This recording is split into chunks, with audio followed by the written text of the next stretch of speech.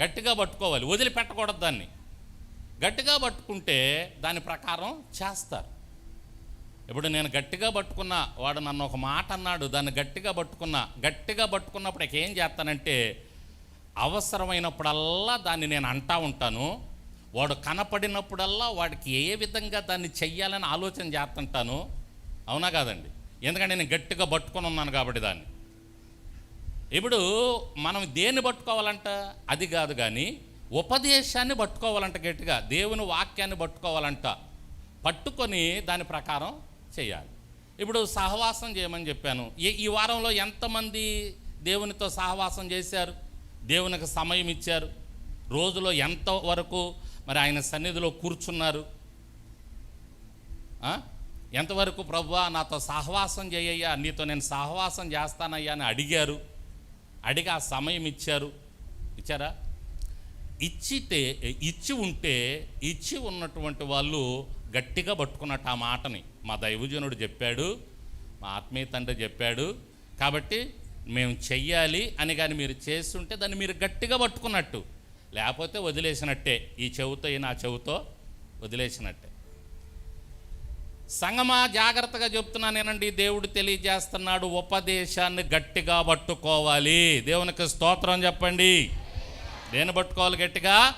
ఉపదేశాన్ని. మరలా చెప్తున్నాను, ఉపదేశాన్ని అంటే వాక్యాన్ని గట్టిగా పట్టుకో. దీన్ని వదిలిపెట్టబాకు.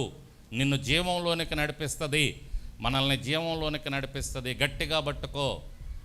బైబిల్లో మొట్టమొదట్లో మనకు కనపడతాడు అబ్రహాం.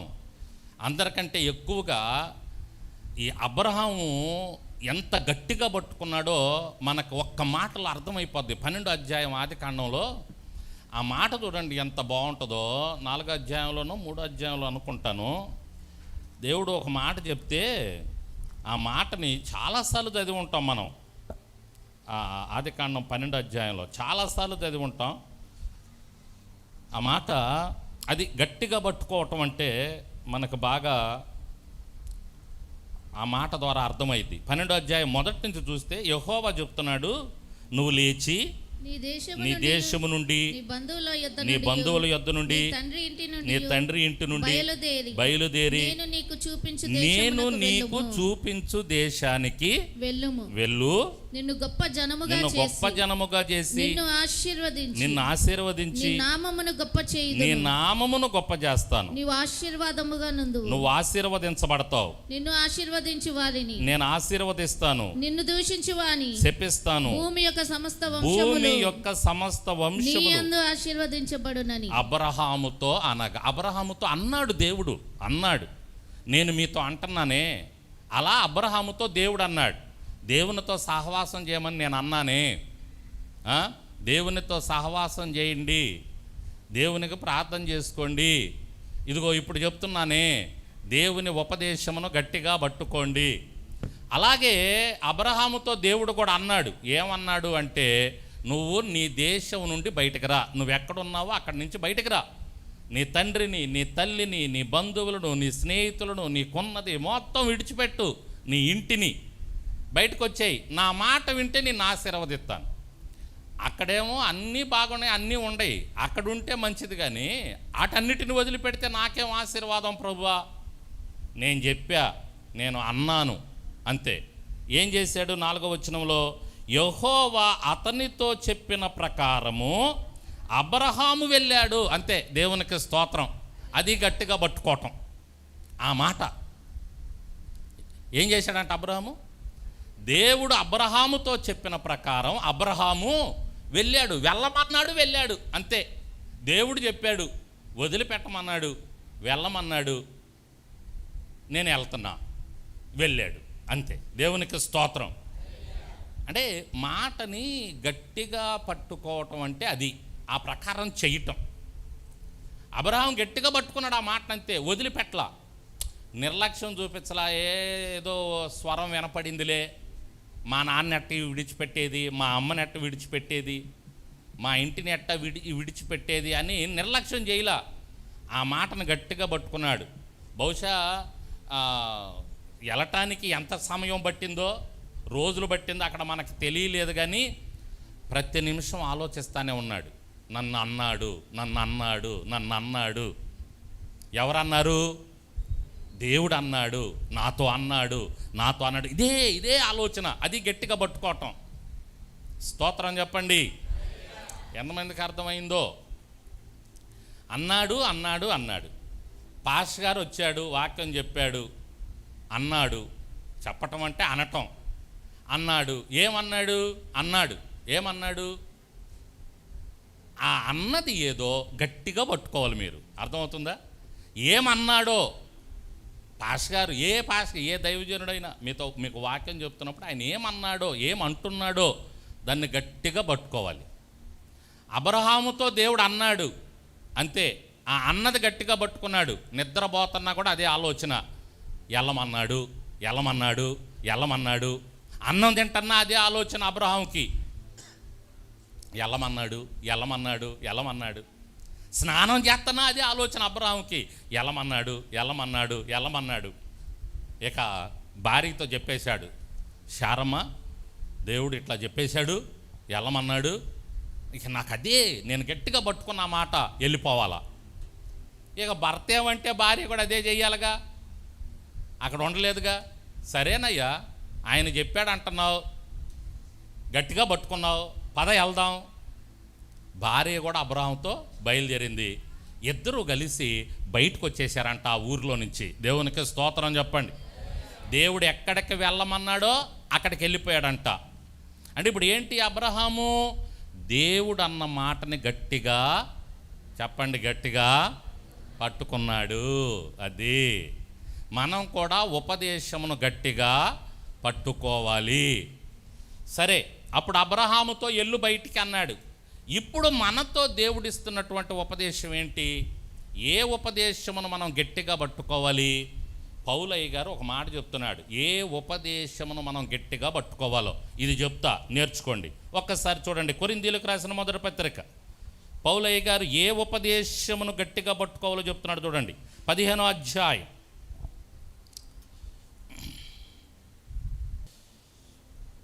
మొదటి నుంచి గడగడ చదివేద్దాం.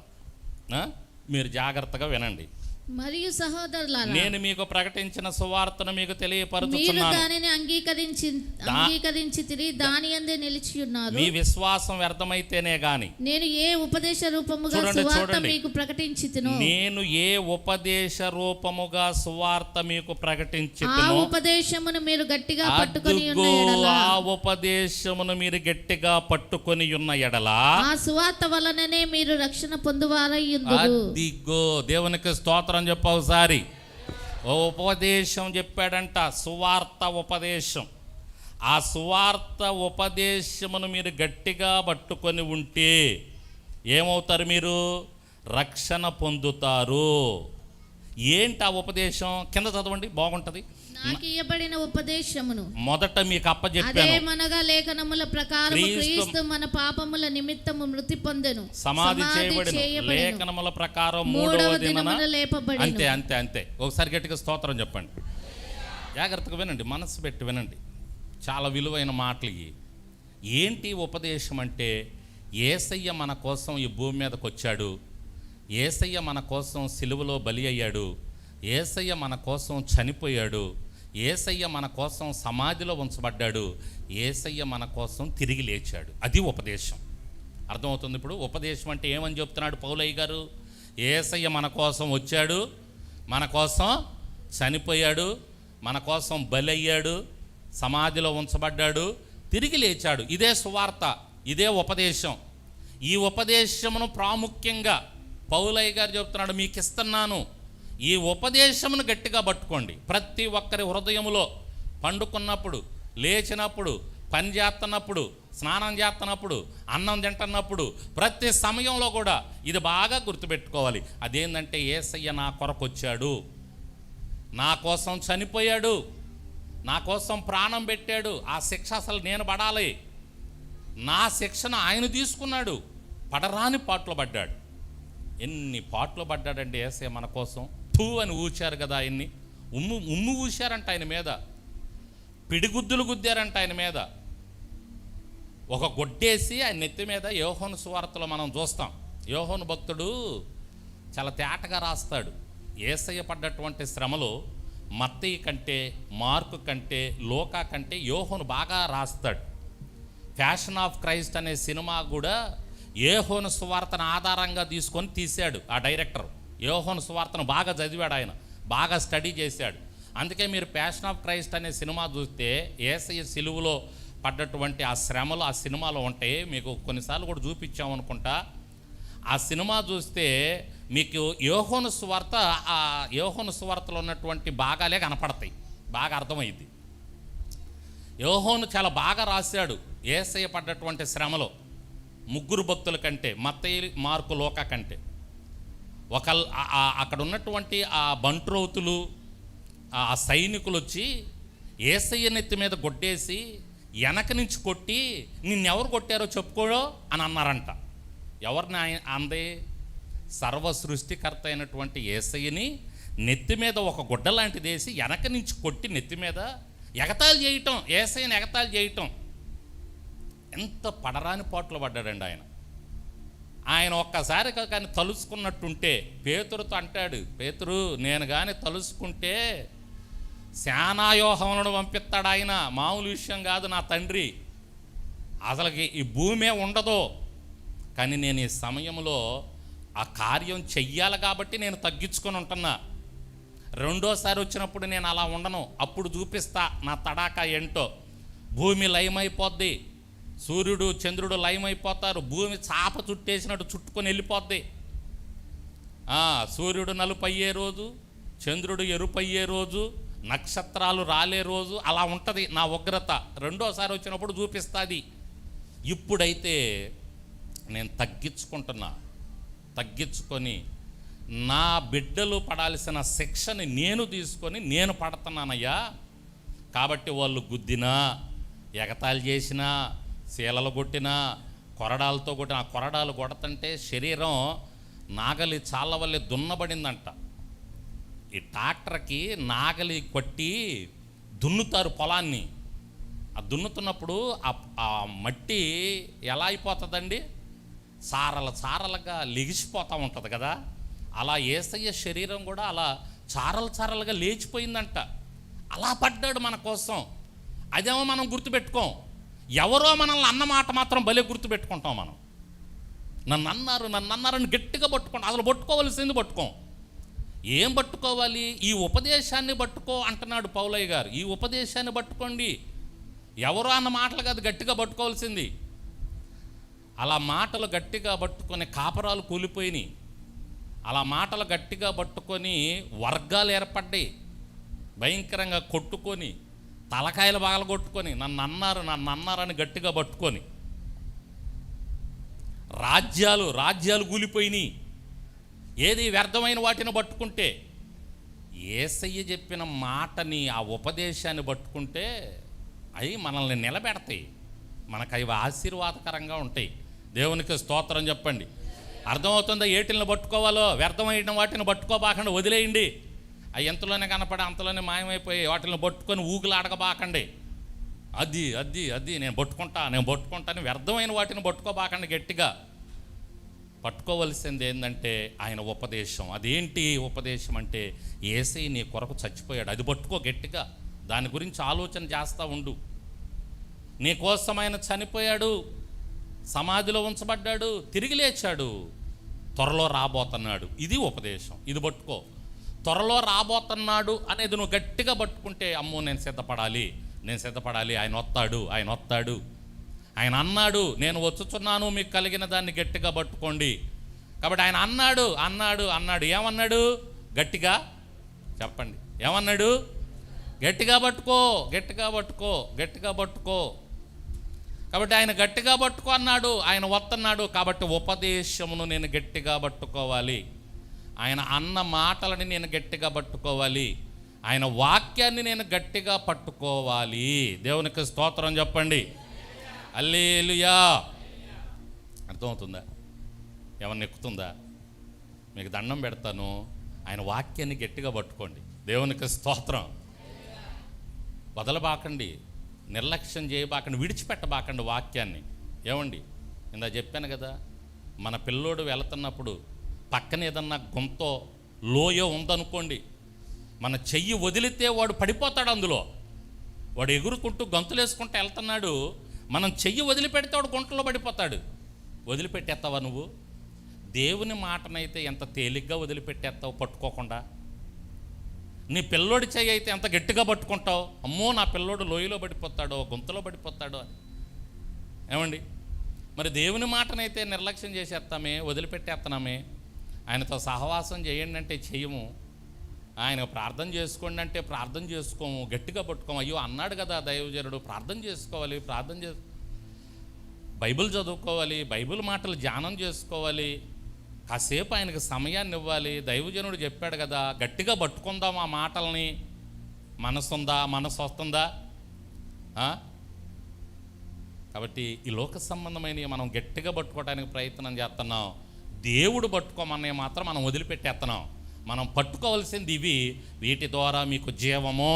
దేవునికి స్తోత్రం చెప్పండి. హల్లెలూయా. ఏం పట్టుకోవాలి మనం? మొట్టమొదటిగా ఉపదేశమును పట్టుకోవాలి. అంటే దేవుని వాక్యాన్ని, దేవుని మాటను పట్టుకోవాలి. ఏ దైవజనుడు చెప్తున్నా, ఏం చెప్తున్నాడు ఆ మాట క్యాచ్ చేయాలి, పట్టుకోవాలి, వదిలిపెట్టకూడదు. ఏమండి, క్యాచ్ అంటే గుర్తొచ్చింది. క్రికెట్లో బంతి పైకి లేచినప్పుడు ఫీల్డర్ దాన్ని పట్టుకోవటానికి ఎంత సిద్ధపడతాడో, ఆ బాల్ని గట్టిగా పట్టుకుంటాడు. ఒక్కోసారి బాల్ జారిపోద్ది, జారి కింద పడిపోయినప్పుడు ఏమైంది? అవుట్ అవ్వాల్సింది అవుట్ అవ్వదు. ఒక బౌలరు, కపిల్ దేవ్ అనే ఒక బౌలర్ ఉండేవాడు గతంలో. ఆ బౌలరు ఒక స్టేట్మెంట్ ఇచ్చాడు, నాతో ఎవరో చెప్తే నేను విన్నా. ఆ కపిల్ దేవ్ అనేటటువంటి ఆయన ఒక కప్పు, అది చాలా పెద్ద కప్పు, దాన్ని ఆ ఆటలో ఆయన ఒక క్యాచ్ పట్టుకుంటాడు. ఆ తరువాత ఆయన ఒక బాల్ వేసినప్పుడు ఒకళ్ళు క్యాచ్ ఇడిచిపెడతారు, దానివల్ల ఆట గలిబిలయ్యిద్ది. ఆ తరువాత ఆయన ఒక స్టేట్మెంట్ ఇచ్చాడంట, ఒక బౌలరు ఒక బంతి వేయటానికి ఎంతో శక్తిని కూడగట్టుకుంటాడంట. దానికి చాలా శక్తి వ్యయమవుద్దంట శరీరంలో ఆ బాల్ తిప్పేయటానికి. మేము అంత కష్టపడి ఒక బాల్ వేసినప్పుడు అన్ని బాళ్ళు గాల్లోకి లెగవు, ఏదో ఒక బాల్ గాల్లోకి లేసిద్ది. గాల్లోకి లేసినటువంటి బాల్ని ఒక ఫీల్డర్ వదిలిపెట్టాడంటే మాకు ఎంత బాధగా ఉంటుందంటే, మేము అంత శక్తిని కూడగట్టుకొని విసురుతున్నాం. ఆ విసిరి బాల్ వేసినప్పుడు ఆ బాలు మేము ఎన్నో ఓవర్లు ఎత్తే కానీ ఏదో ఒక బంతి లెగవదు. ఆ లేచిన బంతిని ఫీల్డర్ వదిలిపెడితే మేము ఎంత వేదన పడతామో మనసులో. ఇదేంది ఇంత పని చేశాడు, వికెట్ పడేది కదా, వికెట్ పోయింది కదా అని ఎంత వేదన పడతామో. మా శక్తి అంతా కూడగట్టుకొని వేస్తాం, వాళ్ళేమో బాలు సింపుల్గా మించేస్తారు, భలే బాధపడతాం మేమని ఒక స్టేట్మెంట్ ఇచ్చాడు. దానికి ఆయన ఆ విశ్లేషణ ఇచ్చాడు. అది ఎవరో చెప్తే విన్నా, అది ఇప్పుడు గుర్తొచ్చింది. ఇప్పుడు ఒక బౌలరే ఒక ఆట కోసం అంత వేదన పడుతుంటే మన దేవుడు ఎంత కష్టపడి మన కోసం ఆ కార్యం జరిగించాడు. ఈ ఉపదేశాన్ని మన మధ్యలో ఉంచాడు, ఎన్ని మార్గాలు తిప్పాడు, ఎంతమందిని వాడుకున్నాడు. అసలు ఈ ఉపదేశం మన మధ్యలోనికి రాకుండా చేయాలని సాతాను ఎంత ప్రయత్నం చేశాడో తెలుసా? విలియం కెరీ అనేటటువంటి ఆయన గురించి చెప్పానుగా, ఆయన తర్జుమా చేసి రాసి ఒక ఇంట్లో పెడితే, అది పూరిల్లు అనుకుంటా, మొత్తం కలిపోయిందంటండి. రాసిని ఎంత కలిపోయినాయి అంట పుస్తకాలన్నీ. అచ్చు కాదప్పుడు రాశాడు చేత్తో, మొత్తం కాలిపోయిందంటే సాతాను చేసిన కుట్ర.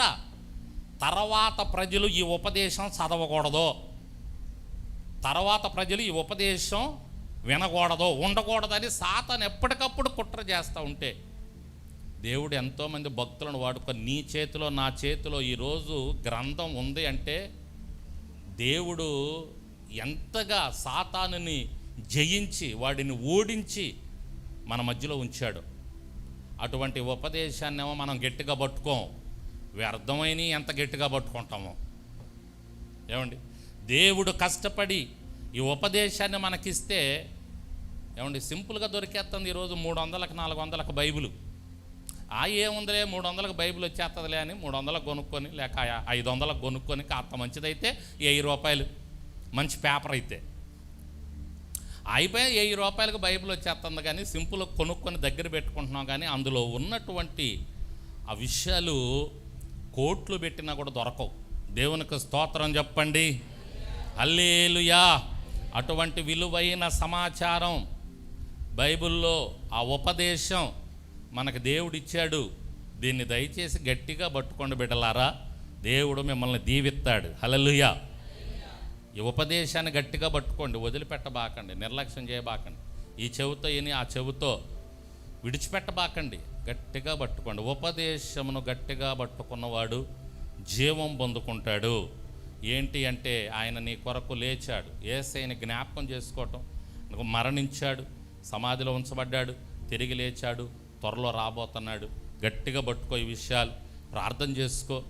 దైవజనులు చెప్తున్నటువంటి ఉపదేశం, వాక్యాలు ఏమైతే అంటున్నారో ఆ అన్న మాటలను అన్నారంటూ గట్టిగా పట్టుకో. మాటల ప్రకారం జీవించు. దేవుని కృపకు మీరు పాత్రులు అవుతారు. మొట్టమొదటిది ఏంటంట, ఏం పట్టుకోవాలంటే మనం గట్టిగా ఉపదేశమును గట్టిగా పట్టుకోవాలి.